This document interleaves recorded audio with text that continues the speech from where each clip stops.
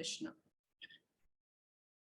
Jaya Radha Madhava Jaya Kunja Bihari Jaya Radha Madhava Jaya Kunja Bihari Jaya Gopi Jana Vallabha Girivaradhari Jaya Gopi Jana Vallabha Girivaradhari Yashodanandana Vraja Jana Ranjana Yashodanandana Vraja Jana Ranjana Yamuna Tira Vanachari Yamuna Tira Vanachari Hare Krishna Krishna Krishna Hare Hare Hare Rama Rama Rama Hare Hare Hare Krishna Krishna Krishna Hare Hare Hare Rama Rama Rama Hare Hare Hare Krishna Krishna Krishna Hare Hare Hare Rama Rama Rama Hare Hare Hare Krishna. இன்னைக்கு நம்ம வந்து first டேல இருக்கும் 18 நாட்களில் Bhagavad Gita level 1. இத வந்து பகவத்கீதை உண்மை உருவில் என்ற ஒரு நம்ம பிரபுபாத் எழுதின புக்ல இருந்து நம்ம வந்து பார்க்க போறோம். இன்னைக்கு வந்திருக்க அனைத்து பக்த கோடிகளும் ஆல்மோஸ்ட் 30 மெம்பர்ஸ் இருக்கீங்க. எல்லாரையும் இஸ்கான் ஸ்ரீ ராதாகிருஷ்ண கோவிந்தா மேங்களூர் சார்பாக வருக வருக என்று வரவேற்கின்றோம்.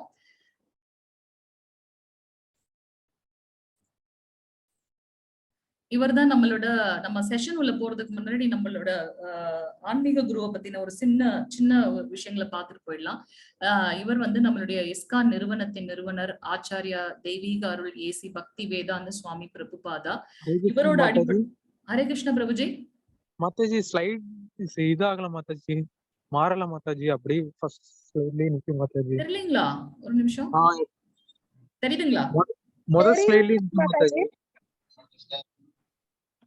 இப்ப தெரியுதுங்களா பிரபுஜி? ஹரே கிருஷ்ணா. பிரபுபாதோட போட்டோ நோ மாதாஜி, ஃபர்ஸ்ட் ஸ்லைடோட நிக்கும் மாதாஜி. ஃபர்ஸ்ட் ஸ்லைடோட இருக்கு மாதாஜி. ஓகே நான் திருப்பி ஷேர் பண்றேன்.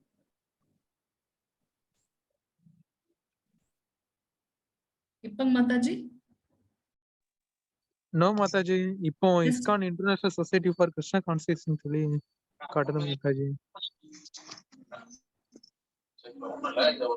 எஸ் மாதாஜி. இப்போ friend. Okay Hare Krishna Prabhuji. I am so sorry for the interference. Hare Krishna. Okay, இவர் தான் வந்து நம்மளுடைய ஆன்மீக குரு ஏசி பக்தி வேதாந்த சுவாமி பிரபுபாத். இவர் வந்து கிட்டத்தட்ட 70 புத்தகங்கள் எழுதியிருக்காரு. அதுல இருந்து நம்ம பகவத்கீதா உண்மை உருவில் அவர் எழுதின அந்த புக் படிதான் நம்ம வந்து பகவத்கீதை வந்து நம்ம கேட்க போறோம். இவர் நிறுவனம் தான் வந்து பாத்தீங்கன்னா international society for Krishna consciousness, ISKCON அப்படின்னு நம்ம சொல்றோம். அகில உலக கிருஷ்ண கான்சியஸ்னஸ், கிருஷ்ண கான்சியஸ்னஸ் என்ன நம்ம சொல்றது, அவருடைய நினைவாக இருக்கக்கூடிய அந்த இது நம்ம பார்க்கலாம். நம்ம பிரபுபாதாவோட உண்மையான பெயர் என்னன்னு பாத்தீங்கன்னா அபயச்சரன். அவர் 1896ஆம் ஆண்டு கல்கட்டா மேற்கு வங்காளத்துல வந்து பிறந்தார். அவர் குழந்தையா இருக்கும் போதே வந்து பாத்தீங்கன்னா ஒரு சிறந்த ஆன்மீக தந்தை தாய்க்காக பிறந்தவர் அவர். அவருடைய 5 வயதிலேயே வந்து பாத்தீங்கன்னா ரத யாத்திரை பண்ணணும் அப்படின்ற ஒரு ஆசை இருந்தது. இங்க பாத்தீங்கன்னா அவங்களுடைய ஃப்ரெண்ட்ஸ் எல்லாம் வச்சுட்டு ரத யாத்திரை பண்றாரு அப்படின்றத நம்ம பார்க்கலாம். சோ விளையும் பயிர் முளையிலே தெரியும் அப்படின்னு நம்ம சொல்லுவோம் இல்லையா, அதே மாதிரி 5 வயதிலேயே வந்து அவருக்கு வந்து அந்த ஆர்வம் இருந்தது, ஆன்மீக ஆர்வம் இருந்தது. 1896 பாத்தீங்கன்னா சுதந்திரம் வாங்குறதுக்கு முன்னாடி இல்லையா, அப்ப வந்து அவருக்கு வந்து ஆனாலும் வந்து ரொம்ப பெரிதா வந்து அவருடைய இந்த ஆன்மீக குருக்கள் மேல அவ்வளவு ஒரு ஈடுபாடு இல்லை. ஆனா அவரோட ஃப்ரெண்ட் வந்து ஒருத்தர் சொன்னாரு, இல்ல இந்த மாதிரி ஒரு சுவாமிஜி வந்திருக்காங்க, நம்ம போய் கிளாஸ் அட்டென்ட் பண்ணலாம் அப்படின்னு சொல்லியிருக்காரு. அப்ப அவருடைய கிளாஸ் அட்டென்ட் பண்ண போகும்போது இவர் தான் வந்து பாத்தீங்கன்னா நம்மளுடைய பிரபுபாதாவோட ஆன்மீக குரு பக்தி சித்தாந்த சரஸ்வதி சுவாமிகள் அப்படின்னு சொல்லிட்டு இவர் தான் வந்து பாத்தீங்கன்னா கௌடிய இதை வந்து நிறுவினவர், வைஷ்ணவ கௌடிய மதத்தை வந்து நிறுவினவர். அப்போ அவரோட ஃப்ரெண்டு கூட போகும்போது பாத்தீங்கன்னா அவரை பார்க்கும் போதே வந்து நம்ம பிரபுபாதுக்கு வந்து நிறைய அந்த ஆன்மீக பற்று வந்து அதிகமாச்சு. அவரை பார்க்கும்போது ஓகே இவர் தான் வந்து நம்ம தேடிட்டு இருக்க ஒரு ஆன்மீக குரு அப்படின்ற ஒரு பற்றுதல் வந்தது. அப்ப அவர் வந்து எல்லாருக்கும் கிளாஸ் எடுக்கும்போது நம்ம பிரபுபாத் வந்து நல்ல இங்கிலீஷ் ஃப்ளூயன்சி அவருக்கு, நல்ல ஸ்காலர் அவர். அப்ப அவரை பார்க்கும்போது நம்ம சித்தாந்த சரஸ்வதி சுவாமிகளுக்கு வந்து தோணுச்சு, நீங்க வந்து நல்ல இங்கிலீஷ் நாலேஜ் இருக்கிறதுனால நீங்க வந்து நம்மளுடைய இந்த கிருஷ்ண கான்சியஸ் மூவ்மெண்ட் வந்து வெஸ்ட் பெங்கால் வெஸ்டர்ன் கண்ட்ரீஸ்க்கு வந்து நீங்க கொண்டு போகணும், மேற்கத்திய நாடுகளுக்கு கொண்டு போகணும் அப்படின்னு சொல்லிட்டு அவர் கேட்கிறார். அதன்படி அவருடைய அந்த குருவோட வார்த்தையை வந்து நிலைநிறுத்தணும் அப்படின்றதுக்காக அவர் வந்து பாத்தீங்கன்னா கிட்டத்தட்ட அவருடைய 69வது வயதில் எப்ப யங்கா இருக்கும்போது அவர் போய் பாக்குறார். அந்த குருவோட வார்த்தைகள் வந்து அவர் மனதிலேயே இருக்கு. அவரும் வந்து ஒரு கிரகஸ்தன், அவருக்கும் வந்து இல்லற வாழ்க்கை, குழந்தைகள் அதெல்லாம் இருக்கு. ஆனா அவருடைய 69வது வயதில் பாத்தீங்கன்னா அந்த குருவோட வார்த்தை வந்து அவர் வந்து கண்டிப்பா நிறைவேற்றணும் மூச்சாக இறங்கினார். இதுல வந்து பாத்தீங்கன்னா அவர் வந்து கிட்டத்தட்ட 70 புத்தகங்களை வந்து அவர் எழுதியிருக்கார். ஸ்ரீல பிரபுபாத் வந்து 70 புத்தகங்கள் எழுதியிருக்கார். அதுல அவர் எழுதின பகவத்கீதா ஆஸ் இட் இஸ், அந்த உண்மை உருவில் அப்படின்றதான் நம்ம பார்க்க போறோம்.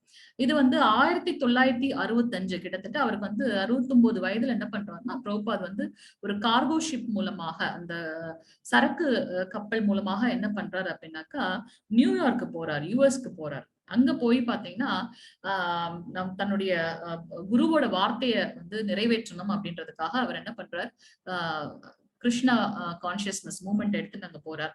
தன்னுடைய 11 வருஷத்துல இந்த 69 வயசுல போறாரு. கிட்டத்தட்ட நம்மளோட 70 வயசுல நம்மளால எதுவுமே பண்ண முடியாது இல்லையா? ஆனா பிரபுபாத் வந்து எவ்வளவு சாதிச்சிருக்காரு பாருங்க. அந்த கப்பல்ல போகும்போதே அவருக்கு 2 டைம்ஸ் வந்து அட்டாக் வந்திருக்கு. இருந்தாலும் வந்து பகவான் கிருஷ்ணரோட முழுமையான ஆசையால அவர் சொன்ன குருவோட வார்த்தையை நிலைநிறுத்ததுக்காக அவர் போறார். 11 வருஷத்துல 1965ல இருந்து அடுத்த 11 வருஷத்துல வந்து பாத்தீங்கன்னா கிட்டத்தட்ட 108 டெம்பிள் வந்து அவங்க ஆல் ஓவர் தி வேர்ல்டு அவர் வந்து பண்ணிருக்காரு. 14 முறை வந்து பாத்தீங்கன்னா அந்த உலகத்தையே வந்து சுத்தி வந்திருக்காரு அப்படின்றத வந்து நம்ம பார்க்கலாம். அவர்தான் வந்து ஃபவுண்டர் ஆச்சாரியா ஆஃப் ஸ்ரீல பிரபுபாத். எங்கெங்கெல்லாம் போயிருக்கான்றத நம்ம வந்து இங்க பார்க்கலாம். Miami, south Africa, Nairobi, Venice, US, Virginia, Saint Petersburg, Washington, எல்லா இடத்துக்குமே போயிருக்காங்க. ஈவன் நம்மளுடைய பாகிஸ்தான்லயும் வந்து நம்மளுடைய இஸ்கான் டெம்பிள் இருக்கு அப்படின்றத வந்து நம்ம பார்க்கலாம். சோ இது வந்து பாத்தீங்கன்னா ஃபர்ஸ்ட் அவர் ஸ்டார்ட் பண்ணது வந்து ஜிப்சி, அதாவது ஒரு மயக்க நிலையில இருக்கிறவங்களை வந்து கிருஷ்ண கான்சியஸ்ல இருந்து கொண்டு வந்திருக்காங்க. நம்ம இந்தியன் கலாச்சாரத்துல வந்து பாத்தீங்கன்னா நம்மளுடைய ஃபேமிலிலேயே வந்து அது இருக்கும், நமக்கு ஆன்மீக இது இருக்கும், நமக்கு கரெக்டா அது கோவில் போறது, நமக்கு வந்து அந்த ஆன்மீக தாட் இருக்கும், ஸ்பிரிச்சுவல் தாட் இருக்கும். ஆனா வெஸ்டர்ன்ல வந்து பாத்தீங்கன்னா அவங்க எல்லாம் வந்து டிஃப்ரெண்டான இதுல இருக்கவங்க, அவங்களோட மோடே வந்து டிஃப்ரெண்டா இருக்கும். அப்படிப்பட்ட மக்களே வந்து கிருஷ்ண கான்சியஸ் மூவ்மெண்ட்ல கொண்டு வந்து இப்ப பாத்தீங்கன்னா அவங்க ஃபாலோ பண்ற ரூல்ஸ் அண்ட் ரெகுலேஷனை கூட நம்ம அவ்வளவு ஸ்ட்ரிக்டா ஃபாலோ பண்ண முடியாது, அவ்வளவு அழகா அவங்க வந்து ஃபாலோ பண்ணுவாங்க. சோ அப்படி மாற்றிய பெருமை வந்து பாத்தீங்கன்னா ஆன்மீக குருக்கு நம்மளுடைய பிரபுபாதுக்கு வந்து சேரும். சாஸ்திரங்களை வந்து சொல்லப்பட்டிருக்கு, ஒரு ஒரு குரு வந்து எப்படின்னா எப்படி இருக்கணும்ன்றத வாழ்ந்து காட்டுறவர். நம்ம யார வேணா நம்ம வந்து குருன்னு சொல்லலாம். ஆனா வந்து ஆன்மீக குருன்னு நம்ம எப்படி சொல்றோம் அப்படின்னா அவர் அந்த மாற்றத்தை கொண்டு வரக்கூடிய ஒருவராக இருக்கின்றார்.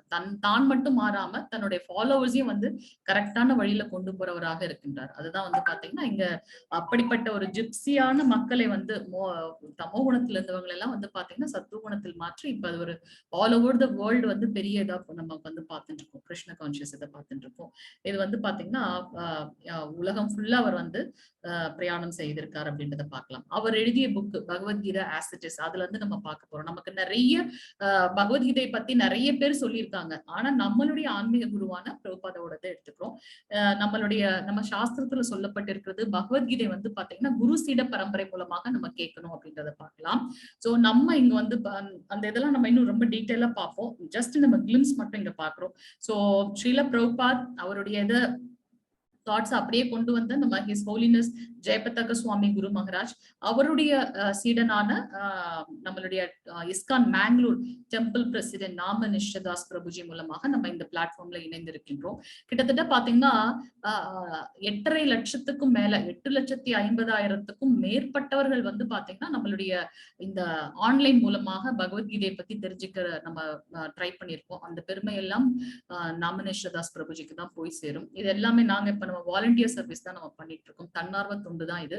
அதுல வந்து பாத்தீங்கன்னா இதுல எந்த காசு எதுவும் நமக்கு கிடையாது. நம்மளுடைய அந்த ஞானம், பகவானை பத்தின ஞானம் மட்டும்தான் நமக்கு வேணும் அப்படின்றத பாக்குறோம். கிட்டத்தட்ட 15 மொழிகள்ல வந்து நம்ம பண்றோம். 150 டீச்சர்ஸ்க்கும் மேல அட்மின், கோஹோஸ்ட் இவங்க எல்லாம் சேர்ந்து நம்மளுடைய இந்த தொண்டுல வந்து நம்ம சேர்ந்திருக்கோம் அப்படின்றத வந்து நம்ம இங்க பார்க்கலாம். இங்க நம்ம பாக்குறோம் இல்லையா, இதுதான் வந்து பாத்தீங்கன்னா நம்மளுடைய ஸ்ரீ ஸ்ரீ ராதா கிருஷ்ண கோவிந்தா இஸ்கான் மேங்களூர் அர்ச்ச விக்கிரகம் நமக்கு வந்து தினமும் 4:30 மணிக்கு வந்து நம்மளுடைய ஆன்லைன்லயே நமக்கு வந்து மங்களார்த்தி பார்க்கலாம். அது லேட்டரா உங்களுக்கு வந்து லிங்க் போடுவாங்க. இது எல்லாமே வந்து உங்களுடைய எந்த பைசா எதுவுமே கிடையாது. உங்களுடைய ஞானம் மட்டும் விருத்தி ஆகணுன்றதுக்காக தான் நம்ம எல்லாருமே ஜாயின் பண்ணியிருக்கோம். எங்களுக்கு வந்து நம்மளுடைய இந்த டெம்பிள் வந்து பாத்தீங்கன்னா ஸ்ரீ ஸ்ரீ ராதா கோவிந்தா கோயில் எங்க இருக்கு அப்படின்னாக்கா மேங்களூர்ல இருக்கு. தேங்காய் தோட்ட சாலை, டோல்கேட், கத்ரி மேங்களூர்ல இருக்கு. நம்ம நாம நிஷ்டதாஸ் பிரபுஜி NND பிரபுஜி வந்து பாத்தீங்கன்னா பிடெக் பண்ணிருக்காங்க IIT கான்பூர்ல. சோ அதெல்லாம் வந்து ஒரு குறிப்பிட்ட அளவுக்கு இது.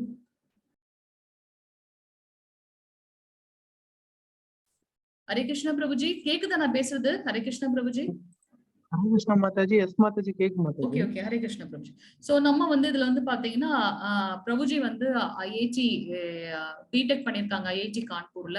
சோ அவங்க ஒரு நல்ல நிலையில இருந்து அதுக்கப்புறமா வந்து கம்ப்ளீட்டா நம்மளுடைய இஸ்கான் டெம்பிள் மேங்களூருக்கு வந்து அவங்க வந்து சேவை பண்ணிட்டு இருக்காங்க. இப்ப அவங்களுடைய கைடன்ஸ் கீழே நம்மளோட தமிழ் லாங்குவேஜோட லீட் வந்து நம்ம தரணீஸ்வரி மாதாஜி, அவங்களோட கைடன்ஸ் கீழே நம்ம வந்து கிளாஸ் போயிட்டு இருக்கு.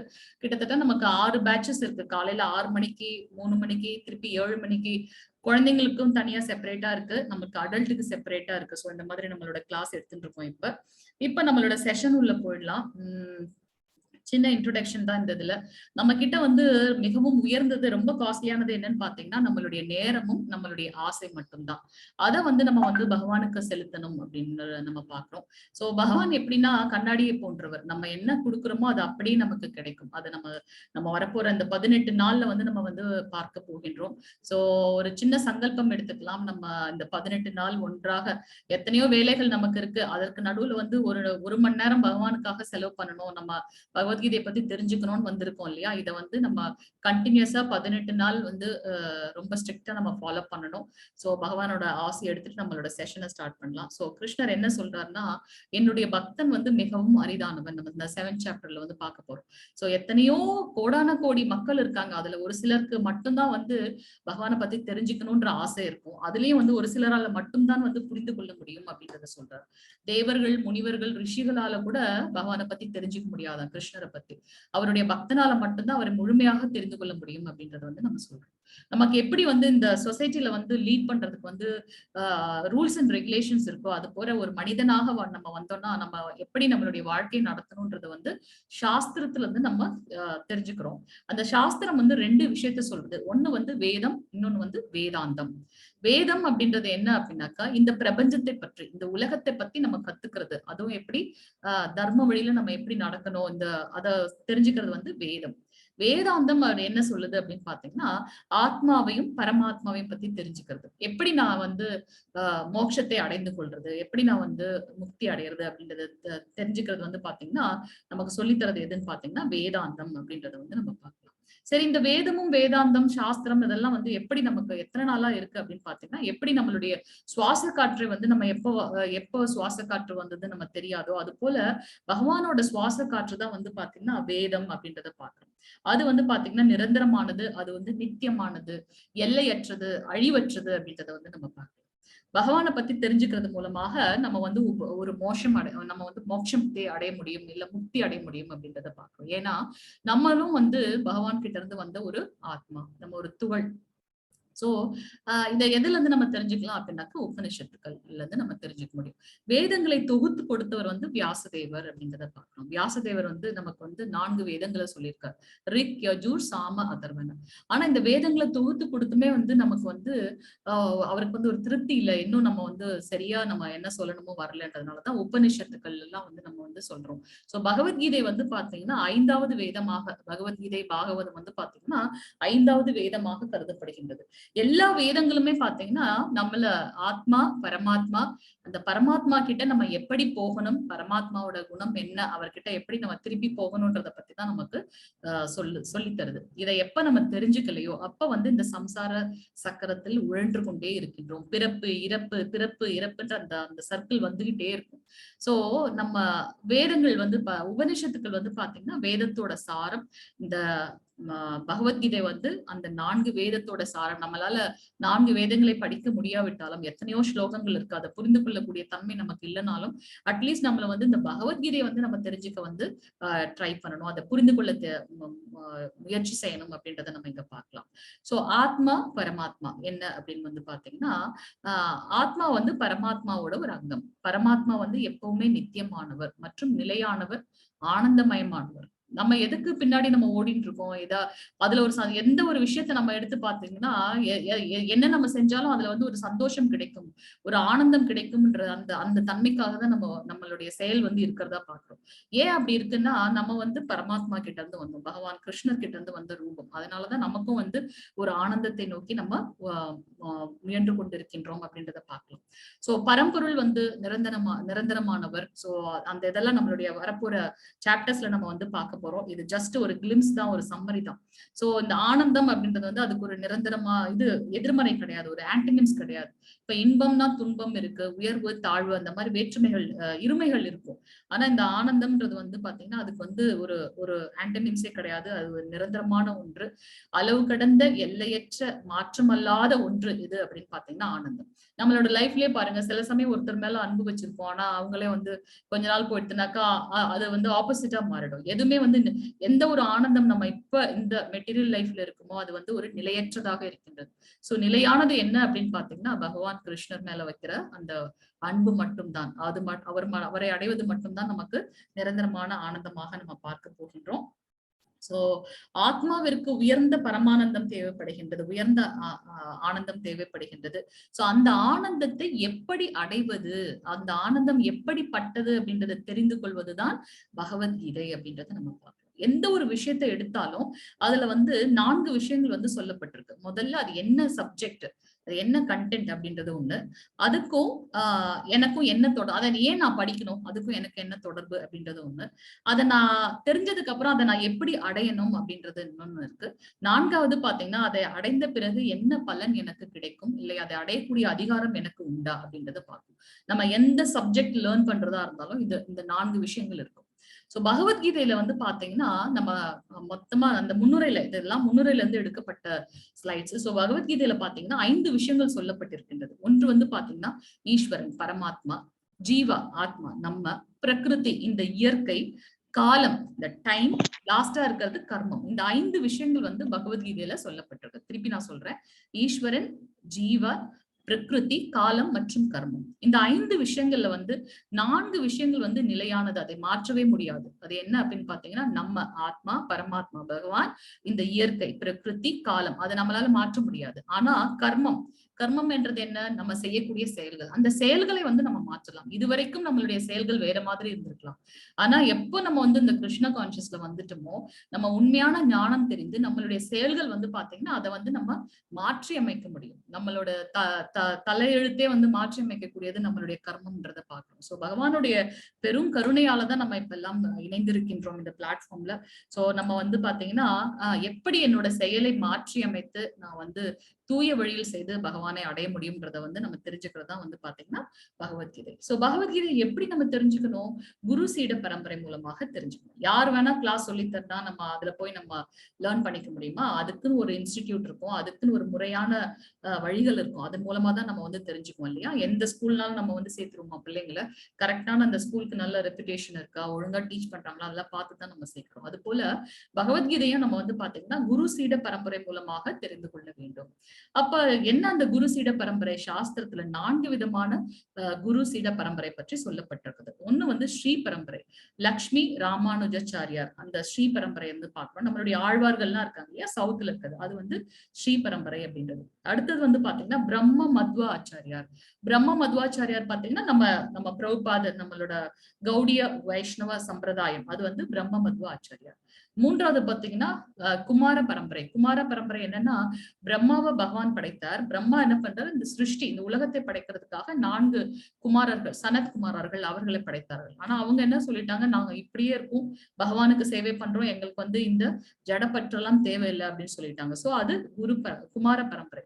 கடைசியா பாத்தீங்கன்னா ருத்ர பரம்பரை. சோ இந்த 4 பரம்பரையுமே வந்து பாத்தீங்கன்னா யாரை பற்றி சொல்லப்பட்டிருக்கு அப்படின்னாக்கா, பகவான் கிருஷ்ணரை எப்படி அடைவது அப்படின்றத பத்தி தான் வந்து சொல்லப்பட்டிருக்கின்றது. இதுல நம்ம இருக்கக்கூடிய இது என்னன்னு பாத்தீங்கன்னா, நம்ம பிரபுபாதரோட இது என்ன அப்படின்னு பாத்தீங்கன்னா பிரம்ம மத்வாச்சாரியார் கௌடிய பரம்பரையில நம்ம இருக்கிறோம். எல்லா வேதங்களும் புராணங்களும் இதிகாசங்களும் 5 விஷயங்களை பற்றி கூறுகின்றன. ஒண்ணு வந்து உயர்ந்த பரபிரம்மம், அதுதான் நம்மளுடைய பகவான். அந்த பிரம்மனை அடையக்கூடிய ஆத்மா நம்ம யாரு, அப்படி அடையக்கூடிய வழிகள், நான் என்ன பண்ணா நான் எங்க இருந்து வந்தனோ அங்க போக முடியும், பிரம்மனை அடையக்கூடிய வழி, அவரை அடைவதால் எனக்கு ஏற்படக்கூடிய பலன், என்னையும் அவரையும் கனெக்ட் பண்ணா விடாம தடுக்கிறது எது அப்படின்றத வந்து எல்லா வேதங்களும் புராணங்களும் இதிகாசங்களும் நமக்கு சொல்லியிருக்கு அப்படின்றத வந்து பார்க்கலாம். சோ நம்மளுடைய செயலை அல்லது தர்மத்தை ஞானத்தோடு செய்யும் போது ஒருவன் மோட்சம் அடைய முடியும். அது என்ன ஞானத்தோடு செய்யும் போது? நான் செய்யறேன் அப்படின்ற அந்த அகங்காரம், தான் என்ற அகம்பாவம் இல்லாம இந்த சேவை எனக்கு வந்து பகவான் கொடுத்தது, நான் வந்து அவருக்காக இந்த சேவையை செய்யறேன் அந்த ஞானத்தோட நம்ம பண்ணும்போது பாத்தீங்கன்னா, அது வந்து நம்மளுடைய பாவ புண்ணியங்கள் நல்லிஃபை ஆகி பகவான் கிருஷ்ணரையே சாரும் அப்படின்றத வந்து நம்ம பார்க்கலாம். சோ இப்ப நம்ம வந்து பகவத்கீதையோட அந்த ஒரு ஜஸ்ட் இன்ட்ரோடக்ஷன் நம்ம வந்து பார்த்துடலாம். சோ பகவத்கீதை பாத்தீங்கன்னா கிமு 3137 வருடங்களுக்கு முன்னால் பேசப்பட்டது அப்படின்றத நம்ம பார்க்கலாம். குருஷேத்திர போர்க்களத்தில் பகவான் கிருஷ்ணருக்கும் அர்ஜுனனுக்கும் இடையே நடந்த உரையாடல் தான் பகவத்கீதை. சோ இந்த பகவத்கீதை வந்து என்னன்னு பாத்தீங்கன்னா, it is a part and parcel of Mahabharatam. மகாபாரதத்துல பீஷ்ம பருவத்தில் இருக்கக்கூடிய 25ல இருந்து 42 அத்தியாயம் வரை பேசப்பட்டிருக்கிறது தான் பகவத்கீதை. சோ அதை தான் நம்ம வந்து இப்ப எடுத்து பேச போறோம். இதுல மொத்தம் 18 அத்தியாயங்கள் இருக்கின்றன, 700 ஸ்லோகங்கள் இருக்குது. சோ பகவத்கீதை வந்து கிட்டத்தட்ட 76 மொழிகள்ல வந்து மொழிபெயர்க்கப்பட்டிருக்கின்றது. சுமார் 1891 மொழிபெயர்ப்புகளை கொண்டுள்ளது. பகவத்கீதைக்கு கிட்டத்தட்ட 273 ஆங்கில மொழிபெயர்ப்பு உண்டு. அதுல நம்ம வந்து எடுத்து இப்ப பார்க்க போறது எதுன்னு பாத்தீங்கன்னா, நம்ம பிரபுபாத் எழுதின பகவத்கீதை ஆஸ் இட் இஸ் அப்படின்றத எடுத்து நம்ம பார்க்க போகின்றோம். சோ பகவத்கீதை உண்மை உருவில் என்ற பெயரில் பிரபுபாத் வந்து என்ன மொழிபெயர்த்திருக்காரோ அதை எடுத்து நம்ம இப்ப பார்க்க போகின்றோம்.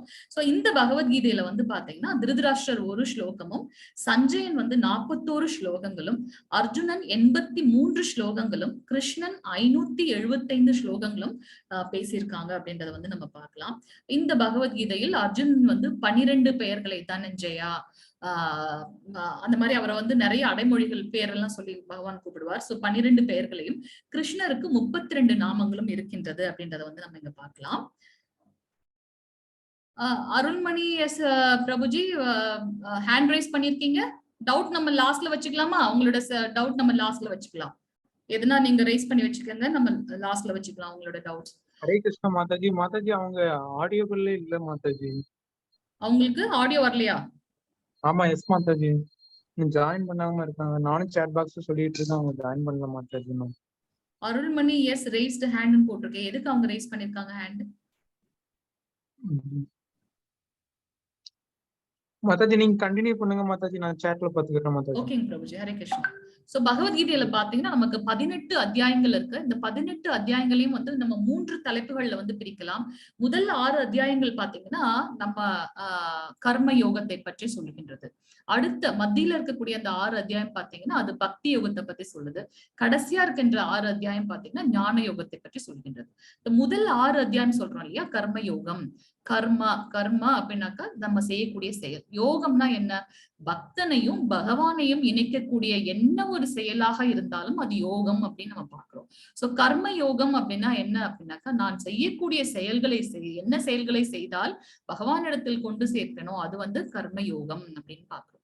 அந்த 2வது 6 அத்தியாயம் இருக்கு இல்லையா, அது பாத்தீங்கன்னா பக்தி யோகம். என்னுடைய பக்தி முறைகள் எப்படி செய்து நான் பகவானை அடைவது, அது வந்து பக்தி யோகம் அப்படின்னு பாக்குறோம். கடைசியா இருக்கின்ற அந்த 6 அத்தியாயம் பாத்தீங்கன்னா ஞான யோகம். ஞான யோகம் என்ன அப்படின்னு பாத்தீங்கன்னா, என்ன அறிவின் மூலமாக நான் பகவானை அடைய முடியும் அப்படின்றது வந்து பாத்தீங்கன்னா ஞான யோகம் அப்படின்றத பார்க்கலாம். சோ நம்ம செய்யக்கூடிய எந்த செயலை எப்படி பகவானுக்கு அர்ப்பணம் செய்து ஞானத்தை பகவான் கிட்ட திருப்பி போக முடியும் அப்படின்றதான் வந்து பாத்தீங்கன்னா ஞான யோகம் அப்படின்றத பார்க்கிறோம்.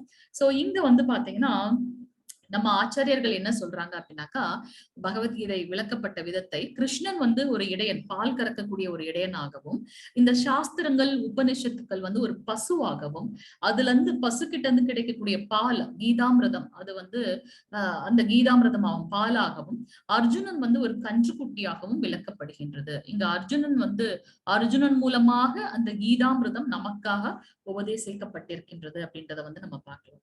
நம்மளே பாருங்க, நமக்கு எத்தனையோ வேலைகள் இருக்கலாம், ஆனா நம்ம கிருஷ்ணா பத்தி தெரிஞ்சுக்கணும், ஒரு கனெக்டட் ஆகணும் நம்ம வந்திருக்கோம் இல்லையா, அது உண்மையாலுமே பகவானுடைய பெரிய கருணை இல்லையா.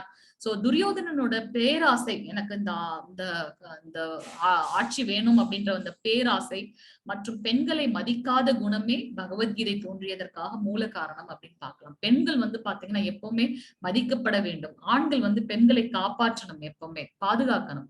ஆனா என்ன நடந்ததுன்னு நம்ம பார்த்தோம் இல்லையா, அந்த ஒரு பெரிய அவையில எல்லா பெரியவர்களும் இருக்காங்க, அவங்களுக்கு முன்னாடி திரௌபதியை வந்து அவ்வளவு ஒரு மானபங்கம் படுத்தினான் துரியோதனன் இல்லையா. சோ அதனால அந்த சமூகம் வந்து இருக்கணுமா அப்படின்றதுதான் வந்து இங்க பெரிய கேள்விக்குரிய. சோ அது மட்டும் இல்ல, துரியோதனுக்காக வந்து கௌரவர்கள் வந்து பாண்டவர்களை வந்து சூதாட்டத்துல சூழ்ச்சியின் மூலமாக வெற்றி கொண்டு விட்டார்கள்.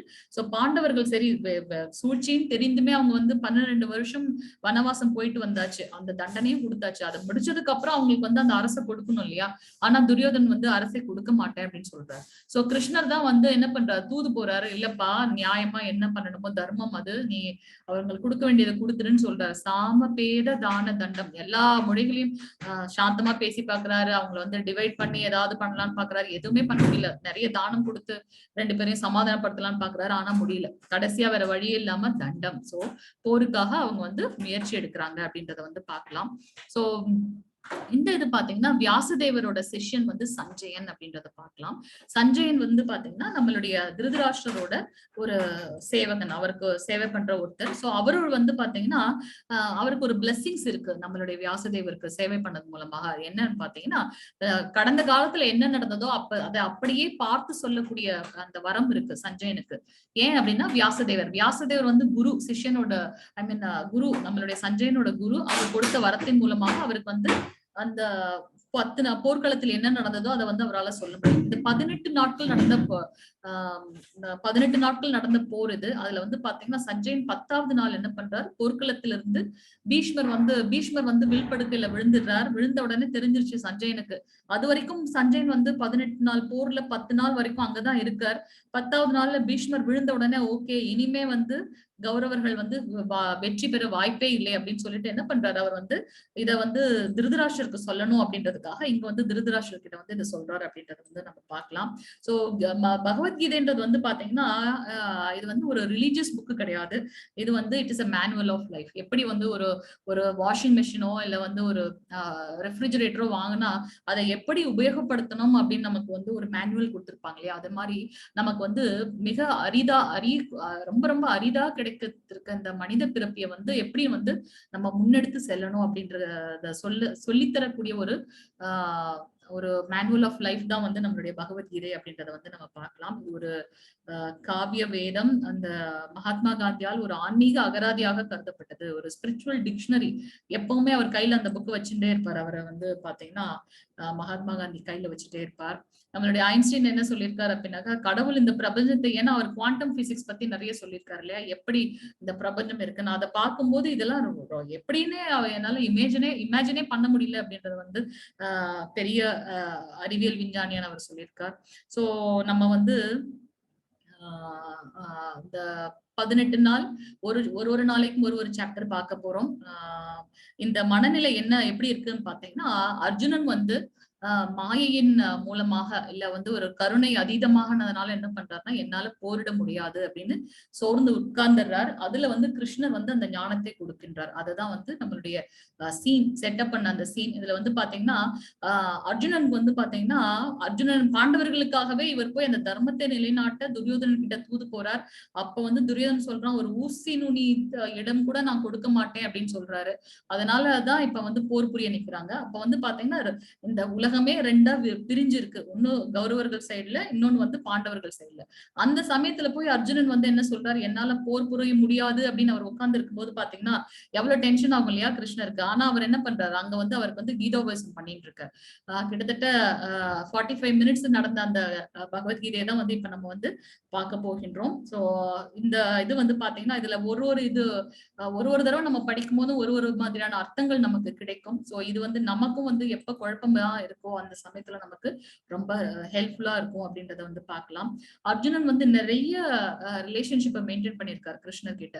ஒரு ஃப்ரெண்டா இருந்திருக்கார், கிருஷ்ணர் கிட்டோட ஒரு தன் தங்கையை மணந்த ஒருத்தவரா இருந்திருக்காரு. கிருஷ்ணரோட தங்கையை மணந்தவராக இருக்கின்றார், மைத்துனர் சொல்லுவோமா.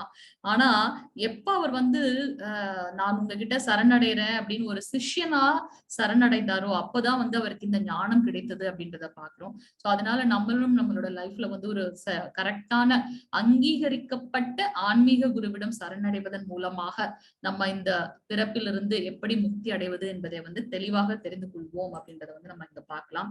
கீதை மகாத்மியம் வந்து நிறைய இருக்கு. நம்ம நாளைக்கு டைம் இருக்கும்போது நம்ம வந்து ஒரு சாப்டருக்கும் ஒரு கதை இருக்கு. அதை நாளைக்கு வந்து நம்ம வந்து பார்க்கலாம். சோ இதுல வந்து பாத்தீங்கன்னா இதுதான் நம்மளோட ஃபைனல் இது பிக்சர்.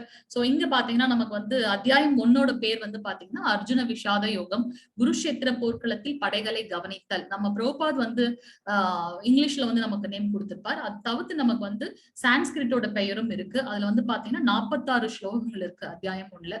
அத்தியாயம் 2 பாத்தீங்கன்னா கீதையின் உட்பொருள் சுருக்கம், அது வந்து 72 ஸ்லோகங்கள். அத்தியாயம் 3 கர்மயோகம் 43 ஸ்லோகங்கள்.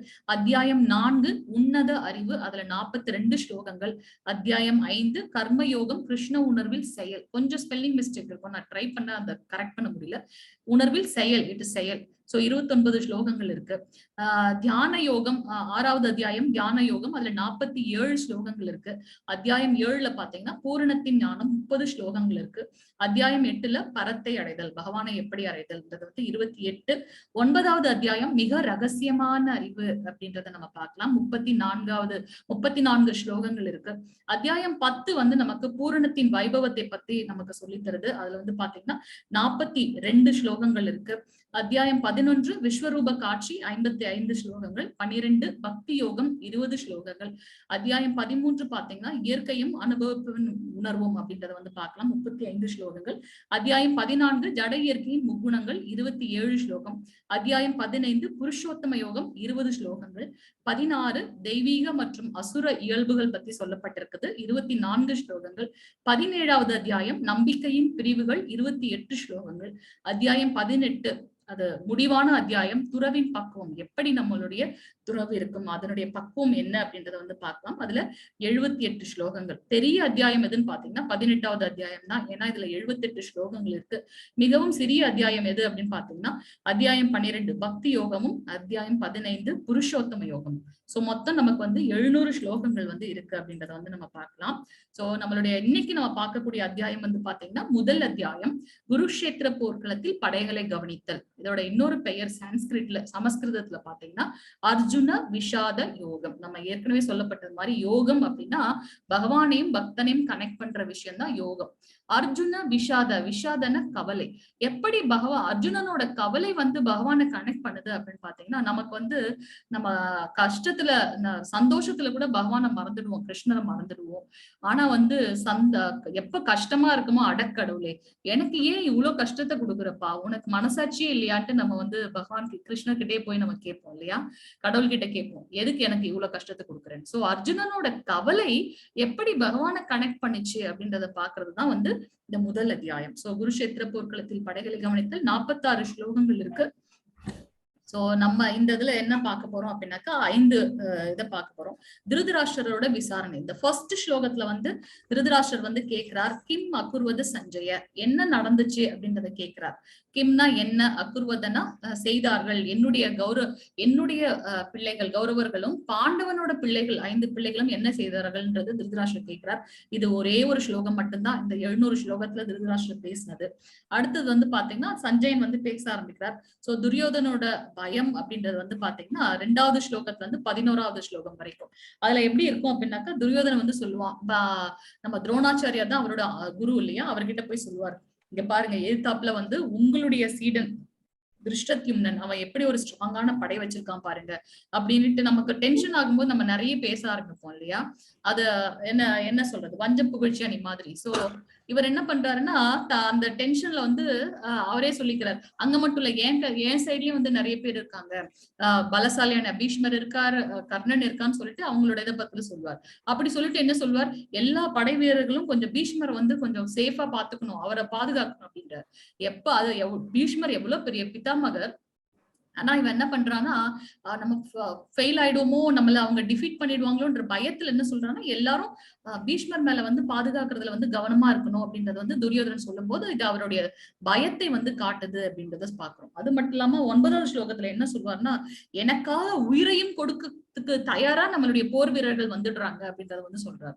சோ அதுல இருந்து அவர் எவ்வளவு பயத்துல இருக்காரு அப்படின்றத வந்து தெரியுது. மகதீம் ஜமோம் அப்படின்னாக்கா எவ்வளவு பெரிய போர் படைகள் அப்படின்றத அது சொன்னதுக்கு அப்புறம் வந்து பாத்தீங்கன்னா பீஷ்மர் கொஞ்சம் ஒரு டென்ஷன் ஆயிட்டாரு. என்னடா இது, நம்ம எவ்வளவு பெரிய ஆளு, நம்மளை பார்த்து நம்மளையும் பீமனையும் வந்து ஒரு சரிசமமா பேசுறாங்க, அது மட்டும் இல்லாம இவரை பாதுகாக்கணும்னு சொல்றாங்க. கோவத்துல என்ன பண்றாரு, அவருக்கு தெம்பு கொடுக்கணும் துரியோதனனுக்கு, நம்ம அப்படி இல்லைன்னு சொல்றதுக்காக என்ன பண்றாருன்னா சங்குகளை வந்து முழங்குகிறார்கள். கௌரவர்கள் சைடு சங்குகள் முழங்கினதுக்கு அப்புறம் பாத்தீங்கன்னா அது பெரிய சத்தத்தை கொடுக்கறதுன்னு மட்டும்தான் நம்மளோட இதுல போட்டிருக்கு. ஆனா அதே பாண்டவர்கள் சைடுல வந்து பாத்தீங்கன்னா கிருஷ்ணர் ஃபர்ஸ்ட் எடுக்கிறார். சோ ஒவ்வொருத்தரும் அவங்களுடைய சங்குகளோட பெயர் வந்து விளக்கப்பட்டிருக்கின்றது. அவங்க சங்கு ஊதும்போது பாத்தீங்கன்னா வானமும் பூமியும் பிளந்து போற மாதிரி ஒரு சவுண்டு, அது ஆப்போசிட்ல இருக்க கௌரவர்களோட இதயத்தையே வந்து சுக்குநூறாக்குது அந்த சவுண்ட். அதெல்லாம் வந்து பாத்தீங்கன்னா சைன் ஆஃப் விக்டரி அப்படின்றத வந்து நம்ம பார்க்கலாம். சோ அதுக்கப்புறம் என்ன பண்றாரு, அர்ஜுனன் இந்த சங்கு முழக்கெல்லாம் முழுங்கின உடனே அவர் சொல்றாரு கிருஷ்ணர் கிட்ட, கிருஷ்ணா 2 படைகளுக்கும் நடுவுல கொண்டு போய் நிறுத்து, நான் பாக்குறேன் யார் யார் வந்திருக்காங்க அப்படின்னு சொல்லிட்டு. எப்ப அவருக்கு அந்த அகந்தை நான் பார்க்கின்றேன் அப்படின்னு எப்ப அவருக்கு வந்ததோ அப்ப கிருஷ்ணர் பின்னாடி பார்த்து ஒரு சின்ன புன்முறுவல் கொடுத்துட்டு என்ன பண்றாரு, 2 படைக்கும் நடுவுல கொண்டு போய் அர்ஜுனனோட அந்த ரதத்தை நிறுத்துறார். அதை பாக்குறாரு அர்ஜுனன், 2 சைட்ல இருக்கிறதையும் பாக்குறாரு. அர்ஜுனனோட படைகளை கவனிக்கிறது பாத்தீங்கன்னா 20ல இருந்து 26 ஸ்லோகத்துல வந்து சொல்லப்பட்டிருக்கின்றது. அர்ஜுனன் போராடாத அதை பார்த்த உடனே என்ன ஆயிடுச்சு, அப்பதான் அவரோட டென்ஷன் ஸ்டார்ட் ஆகுது. என்னது, என்னுடைய பிதாமகர், என்னுடைய பாட்டனார், என்னுடைய தந்தையோட வயசுக்கு ஈக்குவலா இருக்கவங்க, என்னுடைய நண்பர்கள் சகோதரர்கள் எல்லாரும் வந்திருக்காங்க, இவங்க கூட நான் போராடி நான் என்ன ஜெயிக்க போறேன், அதுக்கு நான் பேசாம வந்து பிக்ஷை எடுத்துட்டு அவங்க கூட நம்ம இது பண்ணிக்கலாம், நான் வந்து போரே போடாம அவங்க கிட்ட வந்து சரணடைஞ்சிடலாம், அது வந்து எனக்கு ஒரு பெரிய இதை கொடுக்கும் அப்படின்னு சொல்லிட்டு என்ன பண்றாரு, நான் போராட மாட்டேன் அப்படின்றத வந்து ஒரு காரணமா சொல்லிட்டு வர்றாரு. 27ல இருந்து 46 ஸ்லோகம் வரைக்கும் கிருஷ்ணர் கிட்ட கதையா சொல்லிட்டு வர்றாரு, நான் வந்து சண்டை போட மாட்டேன் அப்படின்ட்டு. கிருஷ்ணர் பொறுமையா கேட்டுட்டு இருக்காரு. நம்மளா இருந்தா என்ன பண்ணுவோம், ஃபர்ஸ்ட் காரணம் சொல்லும் போதே நமக்கு அப்படியே கோவம் வந்துடும் இல்லையா. ஆனா இங்க பாருங்க கிருஷ்ணர் பொறுமையா இருக்கு. இதெல்லாம் தான் நம்ம வந்து பகவத்கீதையில இருந்து ஒண்ணா கத்துக்கணும் அப்படின்றத வந்து நம்ம பார்க்கலாம். சோ பிரணத்தி பண்றீங்களா? ஹரே கிருஷ்ணா. நம்ம இப்பதான் வந்து நம்மளோட செஷன் உள்ள போறோம். இன்ட்ரோடக்ஷன் 45 மினிட்ஸ் ஆயிடுச்சு. ஹரே கிருஷ்ணா.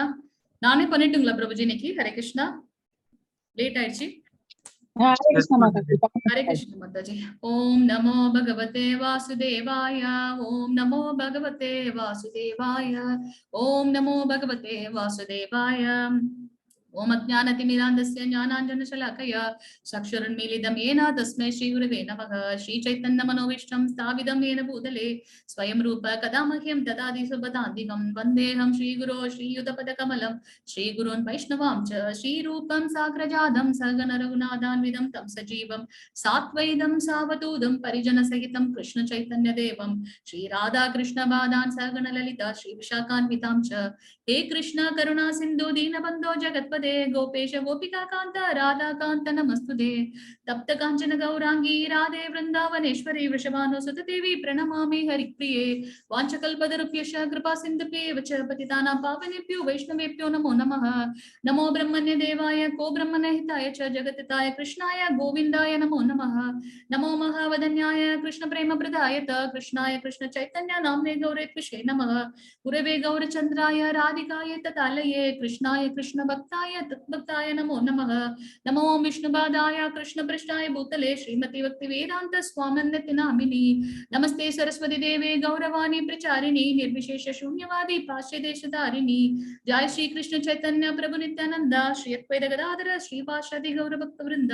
हरे कृष्ण कृष्ण कृष्ण हरे हरे हरे राम राम राम हरे हरे हरे कृष्ण। ओम नमो भगवते वासुदेवाय ओम नमो भगवते वासुदेवाय ओम नमो भगवते वासुदेवाय ओम श्री कृष्ण परमात्मने नमः। अथ प्रथमोऽध्यायः अर्जुन विषाद योगः। हरे कृष्ण याराவது வாசிக்கிறீங்களா फर्स्ट श्लोकम? हरे कृष्ण माताजी। हरे कृष्ण माताजी वासी। कृष्ण उवाच धर्मक्षेत्रे कुरुक्षेत्रे समवेदायुयुत्सवः मामक पाण्डवाश्चैव किम कुर्वत संजय। हरे कृष्ण माताजी थैंक यू माताजी। हरे कृष्ण நம்ம இவ்வளவு நேரம் என்ன ஃபாஸ்டா பார்த்தோமோ அததான் இப்ப நம்ம 1 by 1 பார்க்க போறோம். சோ ஃபர்ஸ்ட் ஸ்லோகத்துல திருதராஷ்டிரர் கேக்குறார், புண்ணிய யாத்திரை தலமான குருக்ஷேத்திரத்தில் போர்பிரிய விருப்பம் கொண்டு ஒன்று கூடிய பிறகு என் மகன்களும் பாண்டுவின் புதல்வரும் என்ன செய்தனர் சஞ்சயனே அப்படின்னு கேட்கிறார். சோ இதுல வந்து பாத்தீங்கன்னா திருதராஷ்டிரருக்கு இந்த ஜட உலகத்துல இருக்கக்கூடிய பார்வை மட்டும் இல்ல, ஆன்மீக பார்வையுமே கிடையாது. அவர் தான் அந்த குடும்பத்தோட பெரிய மனிதர். அவர் சொல்லலாமா என் குழந்தைங்களும் பாண்டுவோட குழந்தைங்களும். சோ அதுலயே பாத்தீங்கன்னா அவர் பிரித்து ஆள்ற தன்மை இருக்கு பாத்தீங்களா. சோ அதுலயே பாத்தீங்கன்னா அவருக்கு இந்த பாண்டவர்கள் மேல ஒரு பற்று இல்ல அப்படின்றத பாக்கலாம். சோ இங்க சஞ்சயன் கிட்ட கேக்குறாரு, அவங்க ஒன்று கூடின பிறகு அங்க என்ன செய்தார்கள் அப்படின்றத கேக்குறார். ஹரே கிருஷ்ண மாதாஜி பிரபுஜி தேர்ட் ஸ்லோகம். हरे कृष्ण यस माताजी। पश्यतां पाण्डुपुत्राणाम् आचार्य मगधिं समूं यूढां त्रिभरपुत्रेण तव शिव शिष्येन तिमदा। हरे कृष्ण माताजी। என் ஆசிரியரே துரோணாச்சாரியர் கிட்ட போய் சொல்றாரு, இதோ பாண்டுவின் மகன்களின் பெரிய படையை உங்கள் புத்திசாலித்தனமான சீடரான திரௌபதியின் மகனால் திறமையாக ஏற்பாடு செய்யப்பட்டுள்ளது. நம்மளுடைய கதை நம்ம இன்னும் நிறைய சுவாரஸ்யமான கதைகள் இருக்கு. இந்த துருபதனோட இந்த கதையை நம்ம நாளைக்கு கூட நம்ம பார்க்கலாம். சோ துருபதன் துரோணாச்சாரியரோட ஃப்ரெண்டு. சோ அவர் என்ன பண்றாருன்னா, நம்ம சொல்லுவோம் இல்லையா, என்ன வஞ்ச புகழ்ச்சி அணி, உங்களுடைய அந்த சீடன் எவ்வளவு அழகா அரேஞ்ச் பண்ணிருக்கான் பாருங்க அப்படின்னு துரோணாச்சாரியர்கிட்ட போயிட்டு ஒரு குருவை போய் டீஸ் பண்ணலாமா, அந்த துரியோதனன் போய் அந்த அவருடைய ஆட்டிடியூட் எப்படி இருக்குன்னு நம்ம இதுல தெரிஞ்சுக்கலாம். 19வது ஸ்லோகம் மாதாஜி. ஹரே கிருஷ்ணா. ஹரே கிருஷ்ண மாதாஜி. ஹரே கிருஷ்ண மாதாஜி. சகோஜா தர்தராஷ்டிராணம் கிருதயானி வியாதாரயத் நபஸ்ஸ பிருதிவீம் சைவமுலோ அப்யனுநாதயன். ஹரே கிருஷ்ண மாதாஜி. பல்வேறு சங்கொலிகளின் முழக்கம் பேரொலியாக எழுந்து பூமியும் வானமும் நடுங்குமாறு எதிரொலிக்க திருதராஷ்டிரன் மகன்களுடைய இதயங்கள் சிதறி போயின அப்படின்றத நம்ம 19வது ஸ்லோகத்துல பார்க்கலாம். சோ எப்படி பாண்டவர்கள் சைட்ல அந்த வெற்றிக்கான அறிகுறிகள் என்ன அப்படின்னு நம்ம பார்த்தோம்னா, ஃபர்ஸ்ட் ஆஃப் ஆல் அந்த சண்டை எங்க நடக்குது, போர் எங்க நடக்குது அப்படின்னாக்கா தர்மக்ஷேத்திரம். ஏன்னா அந்த இடத்துல பாத்தீங்கன்னா நிறைய காலங்களாக அந்த முனிவர்கள் எல்லாம் பாத்தீங்கன்னா கலியுகம் வரப்போது, அதுக்கு முன்னாடி இங்க நன்மை எப்படி இவங்களுக்கு கொடுக்கறது அப்படின்றதுனால அந்த இடத்துல நிறைய யாகங்கள் செய்த இடம் அதுதான். அதனாலதான் பகவான் கிருஷ்ணர் அந்த இடத்த சூஸ் பண்றாரு. ஏன்னா தவறே ஒருத்தவங்க பண்ணி அங்க வந்தாலும் அங்க தர்மம் தான் நிலைநாட்டப்படும். அதனாலதான் ஃபர்ஸ்ட் ஸ்லோகத்திலேயே திருதராஷ்டிரர் கேட்கிறார், தர்மக்ஷேத்ரே குருக்ஷேத்ரே அப்படின்னு கேட்கிறார். சோ தர்மக்ஷேத்திரம், தர்மம் தான் நிலைநாட்டப்படும் இல்லையா. பாண்டவர்கள் சைடுல தப்பு இல்ல. துரியோதன் அதர்மவாதி, பேராசை கொண்டவன், அவங்களை சூழ்ச்சியால் வென்று விட்டான். அதனால தர்மக்ஷேத்திரம், அதனால அவங்க கண்டிப்பா வெற்றி அடைவார்கள். அதுக்கப்புறம் பாத்தீங்கன்னா அந்த தேர் யார் கொடுத்த தேர் அப்படின்னு பாத்தீங்கன்னா அக்னி தேவனால அர்ஜுனனுக்கு கொடுக்கப்பட்ட ஒரு பரிசு இந்த தெய்வீக தேர். அதனால என்ன ஆகும்னா இந்த தேர் எல்லா சைடும் சுத்தும். எந்த சைடு வேணாலும் நம்ம ரவுண்ட் த கிளாக் அது அந்த தேர் மூலமாக நம்ம போரிடலாம். அது இல்லாம அவருக்கு பாத்தீங்கன்னா எப்படி ஒரு இருளை இந்த வெளிச்சம் வெளிச்சம் வந்து இருளை வந்து அகற்றுமோ அது போல இந்த தேர் வந்து இருக்கிறதுனால அவங்களுக்கு வந்து வெற்றி தான் கிடைக்கும் அப்படின்றத பார்க்கலாம். அதுக்கப்புறம் அந்த சங்கொலி நம்ம பார்த்தோம். சங்கொலி வந்து பாத்தீங்கன்னா அந்த வானத்தையும் பூமியும் பிளந்து கௌரவர்களோட இதயத்தை பிளக்கின்றது. அந்த ஒரு மங்களமான திவ்யகரமான ஒளி இல்லையா, அது அவங்களுடைய கௌரவர்கள் வாசிக்கும் போது அந்த மாதிரி இல்ல, ஆனா நம்மளுடைய பாண்டவர்கள் முழங்கும் போது இருந்தது அப்படின்றத பார்க்கலாம். அந்த சங்குநாதம் வந்து இன்னொன்னு. காண்டீபம் அவர் வச்சிருக்க அந்த அம்பும் வில்லும் பாத்தீங்கன்னா சிவனால அவருக்கு கொடுக்கப்பட்ட ஒரு பரிசு, பசுபதாஸ்திரம் அப்படின்றத பாக்குறோம். அது இல்லாம பகவான் கிருஷ்ணர் வந்து பாத்தீங்கன்னா லக்ஷ்மியோட கணவர் இல்லையா, அப்போ அவர் எங்க இருக்காரோ அங்கதான் வெற்றி இருக்கும். அதனால பாகியலட்சுமி கிருஷ்ணர் பிளஸ் லக்ஷ்மி ரெண்டு பேருமே வந்து அர்ஜுனன் கூட இருக்கிறதுனால அங்க எப்பவுமே வெற்றி தான் இருக்கும் அப்படின்றத பார்க்கலாம். ரிஷிகேஷா அப்படின்னு பாத்தீங்கன்னா எல்லாவற்றையும் ஆளக்கூடியவர், கட்டுப்படுத்தக்கூடியவர். அவரே கிருஷ்ணர், சாட்சாத் கிருஷ்ணர் வந்து அர்ஜுனன் கூட இருக்கிறதுனால அவருக்கு வந்து பாத்தீங்கன்னா பாண்டவர்களுக்கு வந்து எப்பொழுதுமே வெற்றி அப்படின்றத பார்க்கலாம். சோ இந்த அறிகுறிகள், அது மட்டும் இல்ல, துரியோதனன் வந்து சொன்னா எனக்காக உயிரையும் கொடுக்கறதுக்கு வந்துட்டாங்க அப்படின்றத வந்து சொல்லிட்டான் போர் வீரர்கள் இல்லையா. சோ இதெல்லாம் வந்து பாத்தீங்கன்னா அவங்க வந்து வெற்றி பெற போகின்றார்கள் அப்படின்றதுக்கு உண்டான இது. அடுத்தது பாத்தீங்கன்னா அர்ஜுனன் சொல்றான் நான் சண்டை போட மாட்டேன் அப்படின்னு சொல்றாரு. அது ஏன் அவர் சண்டை போட மாட்டேன் அப்படின்னு சொன்னா, கருணையில வந்து அவர் மூழ்கிட்டாராம். இரக்கம், ரொம்ப இரக்கம் அதிகமாயிடுச்சு அவருக்கு. ஐயோ இவங்களையா நான் வந்து என்னை எடுத்து வளர்த்தவர்கள், அவங்களுக்கு வந்து நான் போரிட்டு கொல்லணுமா அப்படின்றது. இன்பமின்மை, நான் இப்ப ஒரு சந்தோஷமான விஷயம்னா அதை பகிர்ந்துக்கிறதுக்கு நமக்கு ஃபேமிலி மெம்பர்ஸ் வேணும். நான் இங்க உலகமே வந்து 2 குரூப்பா வந்திருக்கு. இவங்க எல்லாரையும் கொன்னுட்டா கண்டிப்பா எல்லாம் இறந்து போவாங்க, யாராவது ஒருத்தர் தான் ஜெயிக்க போறாங்க. அப்படி இறந்துட்டாங்கன்னா அந்த என்னோட சந்தோஷத்தை, அந்த வெற்றியை வந்து நான் யார்கிட்ட போய் கொண்டாடுவேன்? அதனால எனக்கு இந்த போர் வேணாம், இந்த போர்ல வந்து இன்பமே கிடையாது. அது மட்டும் இல்ல, இத்தனை பெரியவங்க எல்லாம் இருக்காங்க, இவங்களெல்லாம் நான் கொன்னுட்டேன்னா அதெல்லாம் ஒரு பாவம் இல்லையா? ஒரு மனிதனை வந்து எப்படி நான் கொள்றது, அது ஒரு பெரிய பாவம். அது மட்டும் இல்லாம இங்க எல்லா இந்த பாட்டனார், தந்தை, அண்ணன், தம்பி எல்லா ஆண்களும் இந்த சண்டை போட வந்துட்டாங்க. இவங்களெல்லாம் நான் கொன்னுட்டேன்னா அவங்களோட ஃபேமிலியை வந்து யார் ப்ரொடெக்ட் பண்ணுவாங்க? குடும்ப பாரம்பரியம் வந்து கெட்டொழிந்து விடும். அதனால நான் வந்து சண்டை போட மாட்டேன் அப்படின்றத வந்து சொல்றார். அதனால அவருக்கு வந்து என்ன ஆகுது அப்படின்னாக்கா, ரொம்ப நான் வந்து என்னால எதுவுமே பண்ண முடியலையேன்ட்டு அவர் என்ன பண்றாரு, இருமணம் பண்றதா வேண்டாமா, என்னால சண்டை போட முடியாது அப்படின்னு சொல்லிட்டு ஒரு சோகத்துல வந்து விழுந்து உட்கார்ந்துடுறாரு அப்படின்றத வந்து பார்க்கலாம். 28வது ஸ்லோகம் மாதாஜி வாசிக்கிறீங்களா? மாதாஜி, பிரபுஜி, வாலண்டியர்ஸ் வாசிக்கலாம். ஸ்கிரீன் தெரியுது இல்லைங்களா? குமார் பிரபுஜி, ஹரே கிருஷ்ணா பிரபுஜி வாசிங்க. பிரபுஜி வாசிங்க, அன்மியூட் பண்ணிட்டு வாசிங்க. Hare Krishna. Arjuna was Krishna.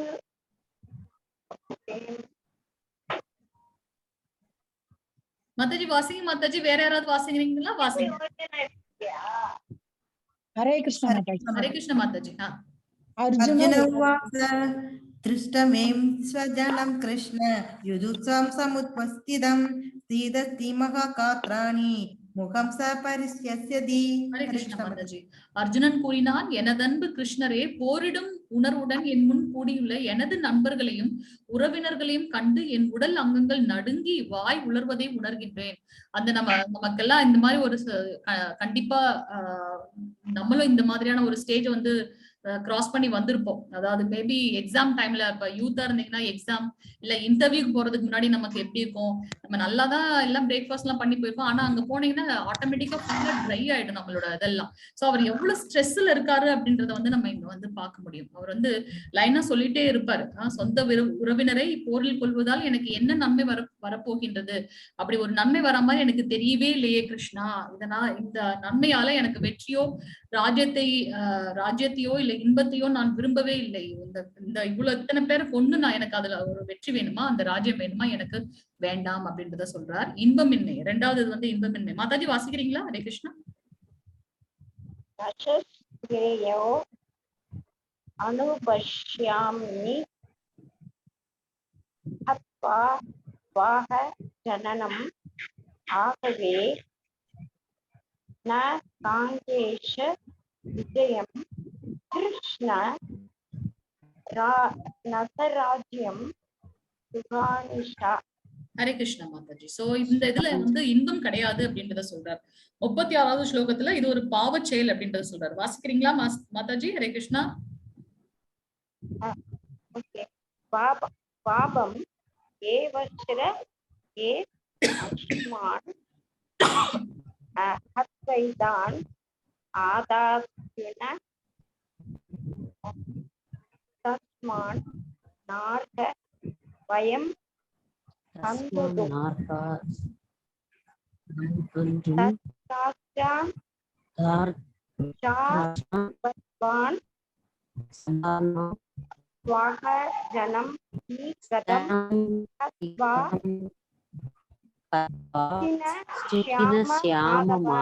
Hare Krishna Mataji. Hare Krishna. இத்தகைய அக்கிரமக்காரர்களை கொல்வதால் நமக்கு பாவமே வந்து சேரும். அவங்களே வந்து அவங்கதான் தெரியாம சண்டை போடுறாங்களா, நம்ம எதுக்கு போய் சண்டை போடணும், அவங்களெல்லாம் கொண்டு எனக்கு அந்த பாவம் தான் வந்து சேரும். அதனால எனவே திருதராஷ்டிரர் மகன்களையும் நமது நண்பர்களையும் கொல்லுதல் நமக்கு சரியானது கிடையாது. அதிர்ஷ்ட தேவதையின் கணவரே ரிஷிகேஷா, கிருஷ்ணரே, நமது சொந்த உறவினரை கொலை செய்து விட்டு நாம் எவ்வாறு மகிழ்ச்சி அடைய முடியும்? இதனால் நமக்கு என்ன லாபம் கிருஷ்ணா அப்படின்னு கேட்கிறார். அது மட்டும் இல்ல, அடுத்து அவர் அடுக்கிக்கிட்டே போறார். 27வது ஸ்லோகத்துல இருந்து 45வது ஸ்லோகம் வரைக்கும் சண்டை போட மாட்டேன்றதான் அவர் சொல்லிட்டு இருக்காரு. குடும்ப பாரம்பரியம் கெட்டு போயிடும்ன்றத சொல்றாரு. ஹரே கிருஷ்ண மாதாஜி. வாசிங்க மாதாஜி. 45. ஹரே கிருஷ்ணா மாதாஜி. யதி மாம பிரதிகாரம் அசாஸ்திரம் சஸ்திரபானயக தாத்ராஷ்டிராணே ஹன்யுஸ்தே தன்மே சேதமரம் பவேத். ஹரே கிருஷ்ண மாதாஜி. ஆயுதமின்றியும் எதிர்த்து போரிடாமலும் இருக்கின்ற என்னை ஆயுதம் தாங்கிய திருதராஷ்டிரரின் மகன்கள் போரில் கொன்றால் அது எனக்கு அதிக நன்மையவே கொடுக்கும் அப்படின்றதுனால நான் வந்து போரிட விரும்பவில்லை அப்படின்றத சொல்றார். இருமனம். ஹரே கிருஷ்ணா மாதாஜி. வாசிங்க 46வது.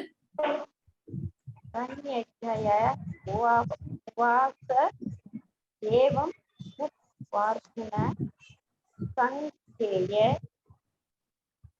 ரதுபஷ்ட உபவிஷத் திருஜய தரம் சாபம் சோக சம் விக்ன ஆனந்த. ஹரே கிருஷ்ண மாதாஜி. ஹரே கிருஷ்ணா. சோ இங்க வந்து பாத்தீங்கன்னா அந்த இருமனம்ன்றத வந்து நம்ம செகண்ட் சாப்டர்ல வந்து பார்க்க போறோம். இங்க அவர் என்ன பண்றாரு, போரிட மாட்டேன், ஒரே குழப்பமா இருக்கு, என்னால எதையும் செய்ய முடியல அப்படின்னு என்ன பண்றாரு, தன்னுடைய வில்லையும் அம்பையும் கீழே போட்டு அப்படியே தலையில கை வச்சு உட்கார்ந்துடுறாரு. அப்படின்ட்டு சஞ்சயன் திருதராஷ்டிரன் கிட்ட சொல்றார். இதுதான் வந்து கடைசி ஸ்லோகம். முதல் அத்தியாயத்துல நம்ம 46 ஸ்லோகங்கள்னு பார்த்தோம். இது வந்து கடைசி ஸ்லோகம். சஞ்சயன் கூறினான், போர்க்களத்தில் இவ்வாறு பேசிய அர்ஜுனன் தனது வில்லையும் அம்புகளையும் ஒருபுறம் எரிந்து விட்டு ரதத்தில் அமர்ந்து விட்டான். அவனது மனம் சோகத்தில் மூழ்கியுள்ளது அப்படின்றதோட நம்மளுடைய சஞ்சயன் இந்த ஃபர்ஸ்ட் சாப்டரை முடிக்கிறார். ஓம் தத் சத் இதி ஸ்ரீமத் பகவத்கீதாசு உபனிஷத்சு பிரம்ம வித்யாயம் யோக சாஸ்திரே ஸ்ரீ கிருஷ்ணார்ஜுன சம்வாதே அர்ஜுன விஷாத யோக நாம அத பிரதமோத்யாய. ஹரே கிருஷ்ண மாதாஜி. சோ இன்னைக்கு நம்ம வந்து பார்த்தது என்ன அப்படின்னு பாத்தீங்கன்னா, ஃபர்ஸ்ட் சாப்டர் பார்த்தோம். 46 ஸ்லோகங்கள் அப்படின்றத பார்த்தோம். சோ அதுல வந்து திருதராஷ்டிரர் வந்து என்ன நடந்துச்சு குருக்ஷேத்திரத்துல, என்னோட பிள்ளைகளும் பாண்டவோட பிள்ளைகளும் இருந்தாங்களே அவங்களுக்கு என்ன நடந்துச்சுன்னு சொல்ற கேட்கிறார். துரியோதனன் வந்து சொல்றார், அவரோட பயத்தை வெளியே காட்டிக்காம சும்மா ஜம்பம் பேசுறார். இங்க பாருங்க, துரோணாச்சாரியார் அவருடைய குரு அவர்கிட்ட போய் சொல்றார், உங்களுடைய சீடன் எப்படி வந்து அரேஞ்ச் பண்ணி வச்சிருக்கான் பாருங்க அவனுடைய படைகளை. நம்ம சைட்லயும் நல்ல ஸ்ட்ராங்கான பீப்புள் எல்லாம் இருக்காங்க எல்லாரும், ஆனா பீஷ்மரை கொஞ்சம் பாத்துக்கோங்கப்பா அப்படின்லாம் சொல்றாரு. அதனால உடனே பீஷ்மர் என்ன பண்றார், நான் வந்து ரொம்ப ஸ்ட்ராங்கான ஆளுன்றதுக்காக அவர் வந்து சங்குகள் முழங்குறார் கௌரவர்கள் சைடு. அது பெரிய சத்தத்தை உருவாக்கிச்சு அப்படின்றதான் நம்ம பாக்குறோம். ஆனா பாண்டவர்கள் சைட்ல ஏன்னா சாட்சாத் பகவான் இருக்கிறதுனால அவருடைய திவ்யமான சங்குகள் முழங்குனது என்ன ஆச்சுன்னு பாத்தீங்கன்னா, அந்த கௌரவர்களுடைய இதயத்தை பிளக்கக்கூடியதாக இருந்தது அப்படின்னு பாக்குறார். அதுக்கப்புறம் வந்து 19வது ஸ்லோகத்துக்கு அப்புறம் வந்து பாத்தீங்கன்னா அர்ஜுனன் வந்து கேட்கிறார், கிருஷ்ணா ரெண்டு சேனைகளுக்கும் நடுவுல கொண்டு போய் படைகளுக்கும் நடுவுல கொண்டு போய் நிறுத்து, நான் வந்து பாக்குறேன் யாரெல்லாம் என் கூட சண்டை போட இஷ்டப்பட்டு வந்திருக்காங்கன்றதை நான் பாக்குறேன் அப்படின்னு சொல்றாரு. எப்ப நான்ற அந்த கர்வம் வந்ததோ அப்ப உடனே கிருஷ்ணர் பின்னாடி திரும்பி ஒரு சின்ன புன்முறுவல் தான் பண்றார்.